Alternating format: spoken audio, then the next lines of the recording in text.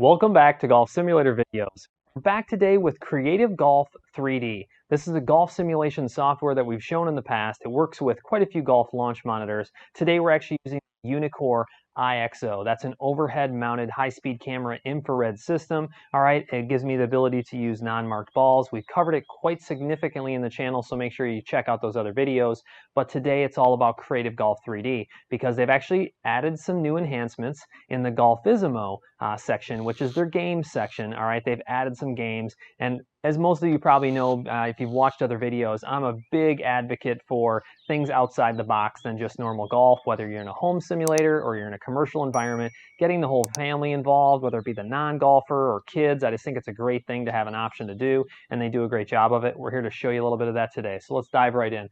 Lower left quadrant is Golfisimo. We're going to go into that section, and you'll notice they've added quite a few new games. So they've got shooting range, biathlon, battlefield. All right, we're going to try to show you one or two of those today. Let's just go into shooting range. We'll leave it at default, show you what it's all about. Let that thing load up. And basically, I took a quick peek at this earlier, and what I've noticed is it's really challenging. You kind of have to pick a club. All right, it says start shooting, to have the countdown start. So it doesn't start the countdown until you start shooting. But if you notice the distances, they go all the way out to like 150. And so I grabbed a pitching wedge because I can usually chop a decent amount off of it. So let's see, like 90 yards. See if I can just get a ball right out there with about, 70%, 60% pitching wedge. There you go, I got it. So we're off to a good start, actually. So 153 yards. Now I'm probably not going to be able to get my pitching wedge that far. I usually, it's getting a little bit closer, a little bit closer. Let's see if I can aim a little bit right, maybe pull it. Because usually if I pull, I can get a little extra distance out of it. And you notice how, there we go, I got it. Notice how I aimed right in the simulator? So depending on what kind of launch monitor you're using, I really love having this stereo camera system because I can aim all the way over here if I want. So let's see if we can do a short chip with a pitching wedge. I mean, it really kind of gets you thinking outside the box with different clubs. That was kind of a bad strike. Yeah, I tried to kind of flip at it and it didn't work that well. That doesn't always do the best. Now here's one coming up, 104 yards. So I definitely have to chop some off. See if I can aim a little bit left. Now it's only 97 yards. Hopefully I timed it right. We got another one. And so the timer goes down. You try to build up as many points as you can. It's a ton of fun, and like I said, I mean, this is something that the kids would like because of the different graphics, and it just doesn't feel like normal golf. It's challenging. You can go against, each other. You notice how I have like a player 1 and player 2. You can set it up where everybody's going for different, different scores and competing. Let's see if we can get one more. That was another kind of strike, but there we go. All right, so shows you how you can kind of learn to use, and I'm moving fast here. I'm chopping a pitching wedge down, doing different swings, versus the normal swing, which is good. It gets you working outside the box, and I like that. So let's go ahead and get out of here. Try to show you another game here. We can just go to finish the game. Exit without saving. Biathlon, I did go into to check that out. Why don't we check that out? It's cool. So obviously, like I said before, you can add different players.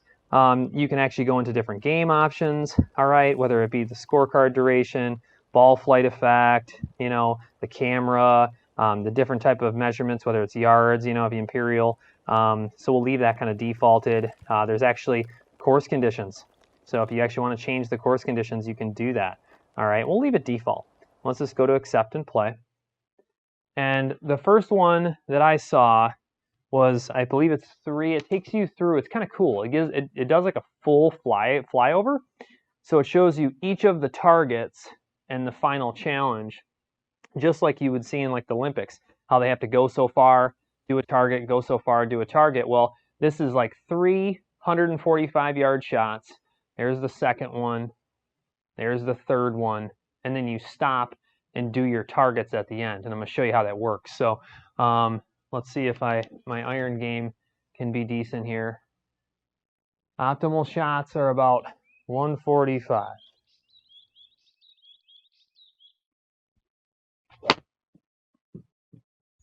Oh, that looks like it's kind of right at it. Is it going to stick though? Roll in there. I think we got it in.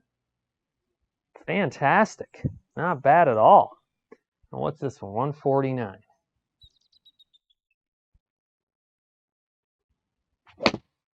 Ah, yeah, I felt that one a little bit. I don't think I quite released the way I wanted to, and we were just outside. And then this, oh, and it's going to make me chip it because I was too far away, huh?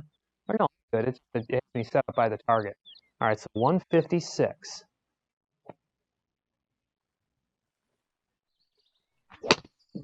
Holy pull. Wow. I just pulled that one really, really bad. I guess I was, it was a heavy release. So it does make, so you're going from where your second ball is, or your first ball is. So this is 24 yards. All right. Man, I really pulled that one bad.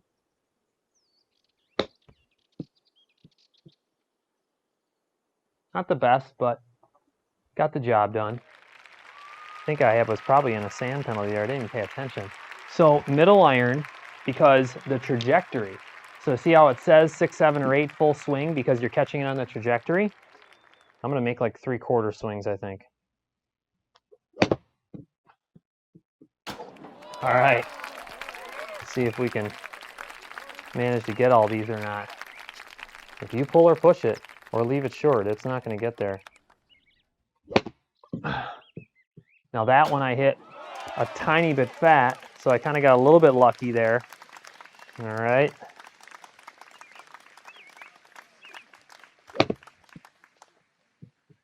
That wasn't too bad. Man, it'd be great to get all these. I pulled that one again. I got lucky. I'm kind of, doing these little 3/4 swings and going fast. I'll tell you what, it will really make you work. That was a pretty clean swing. All right.